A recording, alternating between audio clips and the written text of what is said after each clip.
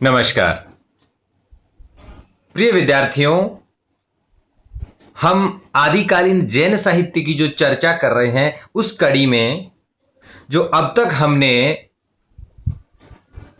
आदिकालीन जैन साहित्य की विशेषताएं और जो प्रमुख ग्रंथों पर चर्चा की, जैसे श्रावकाचार, भरतेश्वर बाहुबली रास, चंदनबाला रास, स्थूलीभद्र रास। अब इस कड़ी में हम आगे चर्चा करते हैं जो जैन साहित्य का जो प्रमुख ग्रंथ है वो देखिए रेवंत गिरी रास। इनके ग्रंथकार विजय सेन सूरी है। समय 1231 ईस्वी के लगभग माना गया है। इसकी जो विषय वस्तु है वो क्या है? नेमिनाथ की प्रतिमा और रेवंतगिरी तीर्थ का वर्णन। नेमिनाथ एक जैन तीर्थंकर हुए हैं और उनका जो महात्म्य और जो तीर्थ जो रेवंतगिरी स्थान है उसका इसमें वर्णन किया गया है। तो हम कह सकते हैं कि विशुद्ध रूप से ये एक धार्मिक ग्रंथ है और जिसमें जैन तीर्थंकर के जीवन और उस स्थल का वर्णन किया गया है जो इसके जीवन से संबंधित है। इसी कड़ी में आगे देखिए नेमिनाथ रास। ये सुमति गणी का ग्रंथ है। इसका समय लगभग 1213 ईस्वी माना गया है। छंद इसमें 58 है।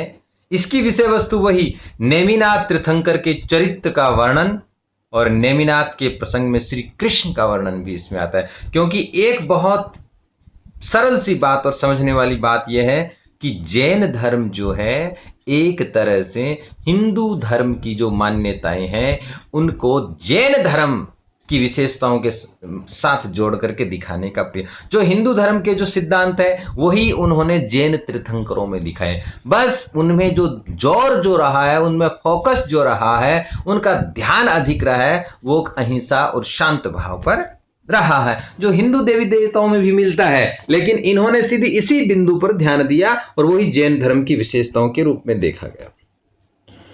तो अब हमने अब तक जो आदिकालीन जैन साहित्य है उस जैन साहित्य की प्रमुख विशेषताओं, ग्रंथकार, ग्रंथों की विशेषताओं पर बात की।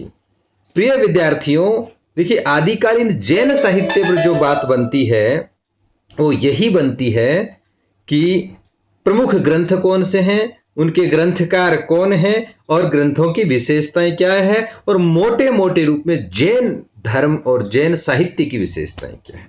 तो एक बार मैं फिर से आप लोगों को याद करवा दूं कि जो जैन साहित्य है उसका उनके ग्रंथ जैन धर्म की जो दार्शनिक पृष्ठभूमि है, जो दार्शनिक आधार है, जो अहिंसा और शांत भाव उसका संदेश लेकर के आते हैं। अनेक रहस्यवादी चमत्कारिक घटनाओं के माध्यम से संघर्ष का वो सम शांत भाव में उसका परिणति दिखाते हैं। एक तरह से ये जो ग्रंथ है सामान्य जन में जैन धर्म के प्रसार प्रचार को स्थापित करने का काम करते हैं। जो जैन तीर्थंकर जो है उनके जीवन और उनके जीवन की घटनाओं को ये ग्रंथ चित्रित करके सामान्य जन को जैन धर्म की विशेषताओं की ओर अग्रसर करते हैं। मुख्यतः एक तरह से हम ये कह सकते हैं कि जैन साहित्य जो है जैन धर्म की विशेषताओं को स्थापित करने वाला साहित्य, जिसका नाम से भी इसका स्पष्ट हो जाता है कि ये जैन साहित्य है। आदिकालीन उस समय में जैन साहित्य का जो महत्व वो इस दृष्टि से है कि ये सामान्य जीवन को एक भोग लिप्सा और अनेक प्रकार के आकर्षणों से दूर रख करके शांत और अहिंसा के भाव की ओर अग्रसर करता है।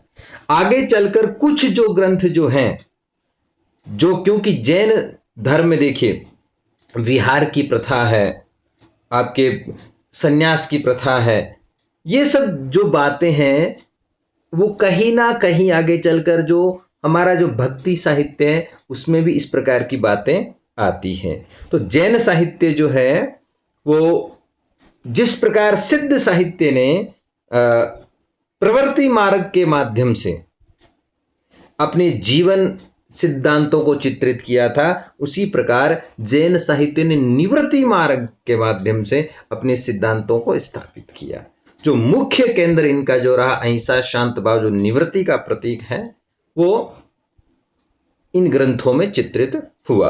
तो हमें मोटे मोटे रूप में ये चीजें समझनी है कि जिस प्रकार आदिकालीन सिद्ध साहित्य जो है उसने अपनी विशेषताओं के माध्यम से सामान्य जन में अपने सैद्धांतिक रूप को प्रचारित किया, उसी प्रकार जो जैन साहित्य है उसने जैन तीर्थंकरों के जीवन, उनकी घटनाएं, उनकी विशेषताओं के माध्यम से चमत्कारिक रूप से सामान्य जन को निवृत्ति, अहिंसा, शांत भाव की ओर अग्रसर करने का काम किया। तो ये थी आदिकालीन जैन साहित्य की विशेषताएं।